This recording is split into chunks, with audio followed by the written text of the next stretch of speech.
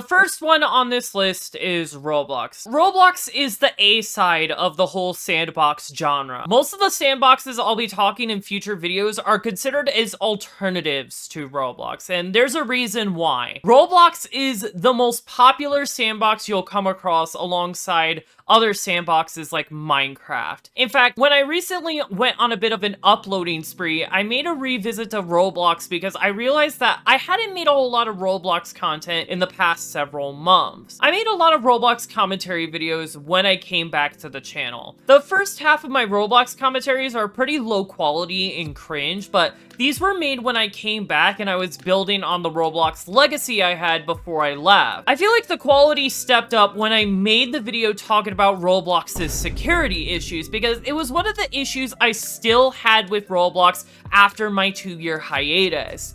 In retrospective, I feel like the video aged well in certain aspects and horribly in others. First off, Roblox finally added proper two-factor authentication. This was way overdue, and they should have made this a bigger priority. Nevertheless, I'm still glad this is a thing now. I think the account creation point has aged pretty well, as this continues to be a serious issue with the platform. A termination means absolutely nothing if you could just create a new account in less than a minute. This issue affects both Roblox and its developers, and makes good moderation a lot more exhausting. I think Roblox is trying a new method of CAPTCHA where they do proof of work instead of your typical CAPTCHA, which I think is great if you want a more seamless and much less annoying experience. However, I can only imagine this is going to discriminate against people who don't have the machine power to do these proof of work tickets. And considering how big Roblox's black markets are, you'll know they definitely buy powerful enough hardware to easily wipe through these tickets as if it were nothing. I like the concept, but I don't think they thought the execution through with how easily circumventable this is. Now, for the cookies problem, I proposed fingerprinting, and wow, this statement aged horribly. I don't know what I was thinking when I made this statement. Considering I'm a Linux user and how much I value my digital privacy, the fact that I proposed a technology that is commonly used to track people maliciously is something I regret and I take back. Solving the cookie issue is definitely a lot harder than I thought it was, and if there is going to be a solution, fingerprinting is not it. To be honest, if there were to be a more efficient solution to this, it would be storing session information in specialized content delivery networks, but obviously that's a much more expensive solution and harder to implement, so I can understand why they probably wouldn't want to go for that. Now, the tech support point I made in this video, I pretty much just went with the most textbook solution there was, but honestly, what other solutions can you really have if you outsource your tech support? That's pretty much the Roblox security video for you. In my opinion, I'm glad some issues were addressed, but there are still some that really do need to be addressed. Now, one thing I kind of avoided going over in this video was how exploitable the Roblox engine is, and I'm going to talk more about that later. How the block seeds threaten Roblox's teens and adults is a video that mainly talks about how Roblox tends to pay more attention to their kid audience than their older audience. I feel like they've addressed this in a few ways since then. The first one is the voice chat feature, which is only a feature you can get if you're 13 or older,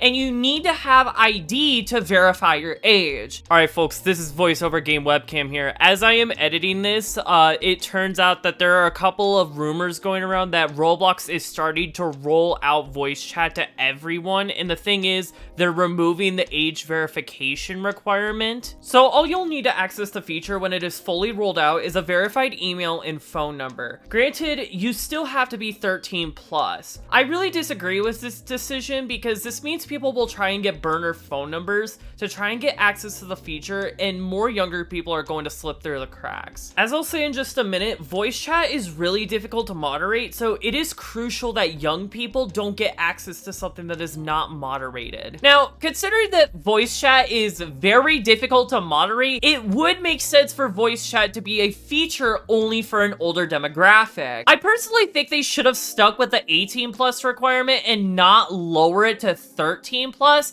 because voice chat can get toxic real fast. The second way is through more mature accessories in games, which sort of pushes the limits of the Roblox terms of service, but there are definitely some more mature games that would be suitable for a much older audience. Now, Roblox was originally working on this feature called game content ratings, which means that each experience on the website would be assigned a different age rating based on the content present in the game, whether it's a game for kids, preteens, or teens and up. I wish that Roblox would have went on with this feature and try to help tailor certain games for kids and more mature and in-depth titles for older audiences. In addition, parents could help keep their children steered away from mature titles through parental controls. I feel like this was a feature that could have had great potential, and it's kind of a shame that they quietly swept this under the rug. But at the end of the day, I feel like Roblox still pays a lot of attention to its younger demographic. I mean, I understand because kids make up more of the player base, but it would be nice to keep older audiences just to keep people playing instead of seeing kids as disposable and replaceable. I'm gonna take a drink here. Roblox's vocal minority is a video I sort of made when I saw people on Roblox Twitter complaining about changes or features that are just insignificant, but I also decided to use the video to target people who are just overly nostalgic to early Roblox, and I still stand by a lot of these opinions in the video because Roblox players for some reason just have this urge to constantly complain about Roblox. Roblox is making animated faces. Oh, I better go on Twitter and complain about that. Roblox just killed statuses. Oh no, how am I gonna talk to my friends who probably don't care about me? Oh no, they got rid of my favorite song, Raining Tacos! Aw, time to whip out the crying emojis because, man, that was my childhood! Roblox just got rid of the profile picture on the homepage. Alright, I'm posting this on r/Roblox because I know this is going to get me easy karma! Roblox just got rid of the oof sound? Okay, bro, Roblox is... Okay, you know what? I can actually understand this one. I mean, Roblox, a multi-billion-dollar company, couldn't be bothered to pay $10K in royalties to the original sound designer to keep the oof sound. That's honestly such an L. But for all the other points I made, I hope you kind of see where I'm going at here. It's so insignificant. Like, who honestly cares? It's the fact that I stressed out over small things like this back in 2017 that made me go on hiatus for almost 2 years. The only other section that I feel like is worth mentioning is the Arthro section because I decided to go after a particular Roblox commentary YouTuber, Green Lego Cats. I said this in my original video and I'm going to say it here. Please don't send hate to Green Lego Cats. I mainly just wanted to make counter arguments to a lot of his points, and I don't seriously hate the guy. And the reason why I chose Green Lego Cats is because he's the YouTuber that tends to complain the most about Arthro. I mean, even after this video, he's made several more videos continuing to complain about it. It is clear this dude hates Arthro with a passion. I'll be honest, I'm not a big fan of it either. I do think that since I made this video though, it has gotten some improvements with the layered clothing update. But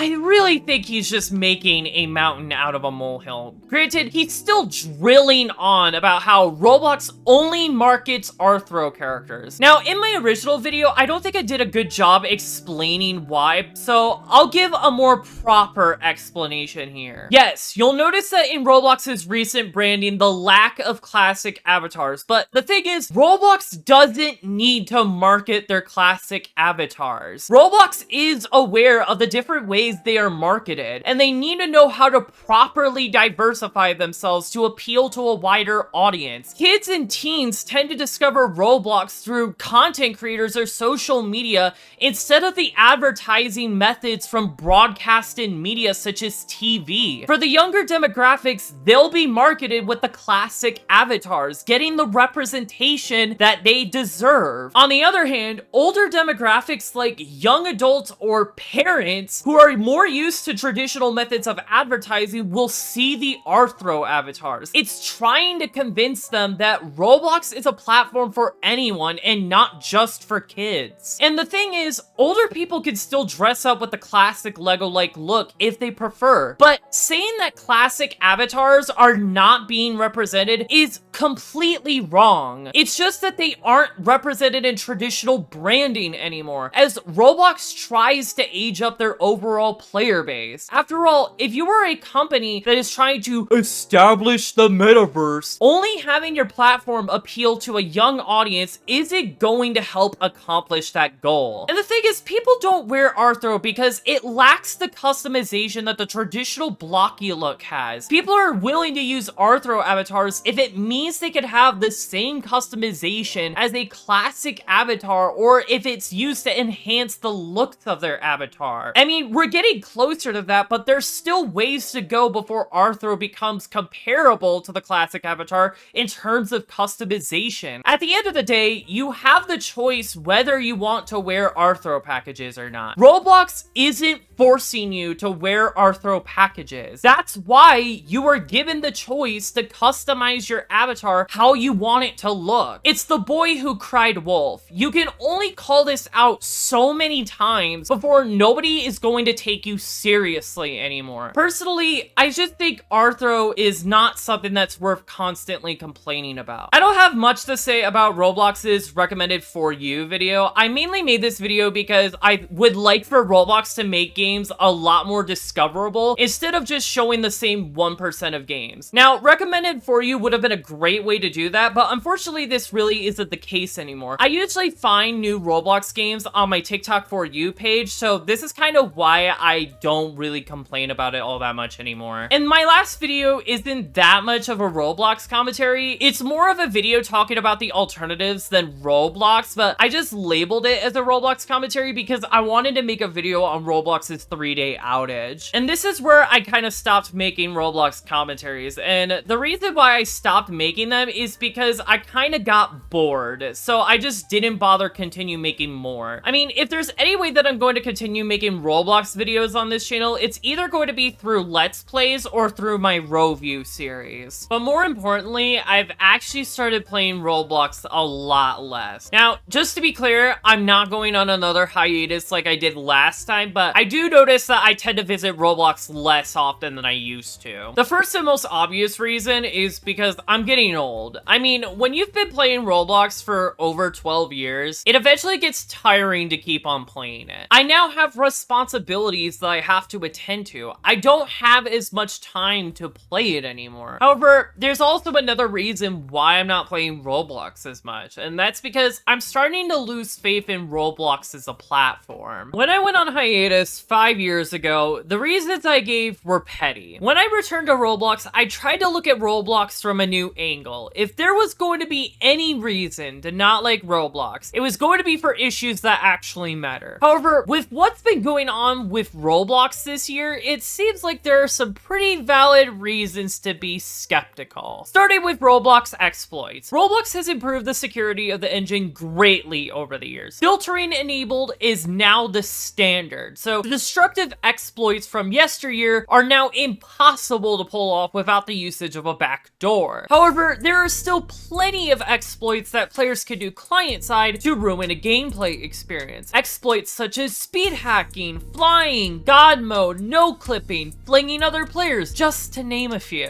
Roblox can always update the engine and add new checks, but this is a game of seeing how long it takes before it gets bypassed. Developers could try to implement their own anti-cheat insanity checks, but the only way they can test them is through manually doing it in Roblox Studio. If they try to use real exploiting software, they could get banned despite the context. In addition, making an effective anti-cheat takes plenty of work and effort, and not every developer is willing to do that. Despite all of this doesn't compare to what happened last month. Last month, there was an exploit that exploited a vulnerability in the Roblox chat system. You simply join this experience, and then a script runs to trick Roblox into thinking you said something inappropriate. After leaving the game, your account is terminated. News of this quickly spread, as this was possibly one of Roblox's worst exploits we've seen in years. Many people tried to attack streamers and influencers into playing these games just to see their reactions to their accounts being terminated. This lasted for a few days, but the damage it already did was devastating. Thousands of accounts were gone, all just because of a few games. The worst part is, this vulnerability has actually been around for years. Clone Trooper tried bringing up this issue to Roblox, yet they decided to do nothing about it until it actually started being exploited. I don't like how commentators like Kaneko Kitten tried to downplay and minimize the issue, because this is a vulnerability that should have been spotted and patched day zero. The reason why an exploit like this is so serious is because if you're ever terminated on Roblox, the only way to get unbanned is to submit an appeal, which leads me to my next issue: moderation. Now, I'm sure you've all been waiting for this one. Roblox is notorious for having egregious moderation. Here's a challenge. Go on Roblox Twitter and see how long you can go before someone makes a comment about the moderation. If you've played Roblox for long enough, I'm sure you've definitely come across an occasion where you've been unfairly moderated. In fact, if you've been banned or terminated from Roblox, write a comment down below and explain how it happened. Whenever Roblox makes a new feature that seems minuscule, I often see people respond things like, that time and effort could have gone into improving their moderation. If it's an investment, they'll say something like, why don't you just invest more in better moderation? Roblox commentary YouTubers oftentimes make videos on some of the weirdest bans resulting from Roblox's poor moderation. The outcry for Roblox to get better moderation is something a majority of the platform has gotten used to by now. The reason why it is such a big deal is because in order to appeal a bad decision, you'll end up having to wait days or even a few weeks to get a response. And the thing is, you only have a 30-day window to do this. If you don't manage to get it resolved by then, the decision becomes irreversible. The explanation for why Roblox's moderation is so bad comes down to this: Roblox has hundreds of millions of monthly active users, with even daily active users reaching in the tens of millions. You could put all of those daily active users into its own country, and it would have a larger population than Australia, Canada, and even Spain. When you have a player base that big,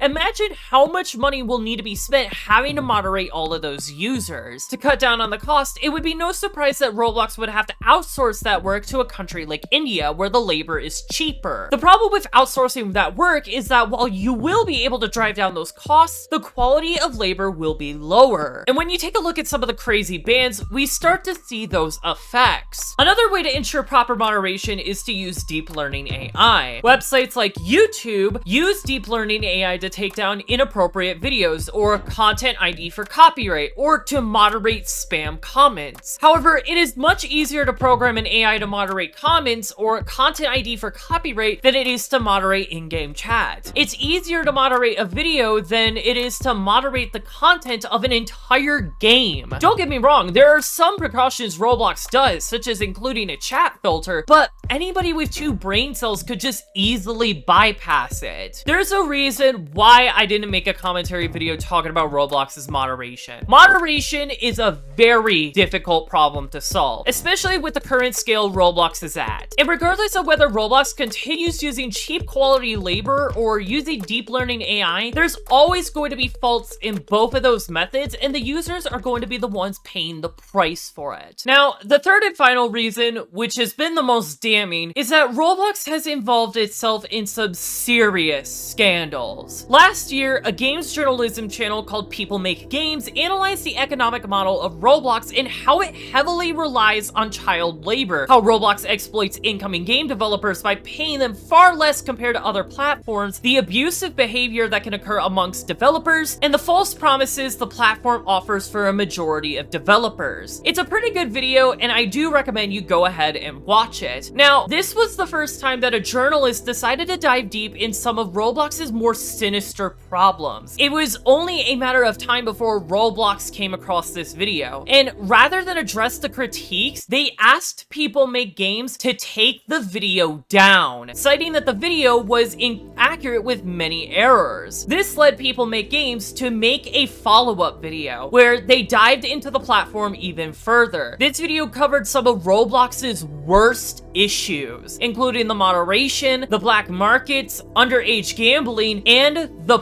predators. For the most part, this video was pretty good as well, so I also recommend you go ahead and watch that one if you haven't already. After these two videos published, Roblox lowered their minimum DevX barrier from 100k Robux to 50k, but it's clear that they don't really want to address this. And that is what's the most concerning. Sure, Roblox may address the exploiting, the moderation, the black markets, but when it comes to features that the platform relies on to make its revenue, Roblox is going to do absolutely nothing about it. In fact, they will be willing to go so far to shut you up if you manage to gain enough traction. This is what happened to a YouTuber named Ruben Sim. Ruben Sim was a Roblox YouTuber who, in addition to making normal Roblox content, made a lot of Roblox content shining lights on some of the worst things on the Roblox platform. Ruben Sim has never been on Roblox's good side, even going so far as to piss off the lead of Roblox moderation so that he couldn't play Roblox anymore without getting terminated if he was discovered. All of this hatred just continued to pile up over the years until Roblox couldn't take it anymore. They eventually put out a lawsuit suing Ruben Sim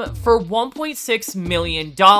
After putting out part 1 of a 3-part series of Ruben Sim responding to the lawsuit, it was eventually settled, but with one of the conditions being that he can never make Roblox content ever again. As of recording this, he is still yet to put out part 3 of the response, but I'm assuming he's taking his time because he knows that once this is over, he can't make another Roblox video on his channel. Going out of your way to silence your critics is the cardinal sin, especially if they are making valid critiques and discussing about real problems that are happening on your platform. I understand Ruben Sim has always been a controversial creator, but he has done more for trying to solve problems on this platform than Roblox is willing to make themselves, and that is depressing. People Make Games managed to expose some of these deeply rooted issues to a wider audience, and they almost met the same fate. There are many Roblox content creators who go out of their way to point out these same issues, but either get ignored or treat the symptoms without actually fixing the problems. Stockholders, in fact, got so mad that the stock plummeted to an all-time low. If they aren't willing to listen to the journalists, the big content creators, or the investors, why would they go out of their way to listen to a content creator with a little over 1,000 subscribers? That's why I'm slowly losing faith in Roblox. I have stopped supporting this company financially. I don't play on it as much as I used to, and it just seems like it's a sinking ship that is bound to have irreversible damage. Unlike 2017, I now have more valid reasons to not be happy at Roblox. And saying all of this isn't going to make a difference. Roblox has already been consumed by the storm. Bad things can happen even to wildly successful companies. What's happening to Roblox is only a premonition of what is to come to other platforms. But these platforms don't have the money, power, or influence to keep themselves sustained. However, with these other platforms, I do have a chance to try and make a difference. And that is what I'm going to set myself out to do.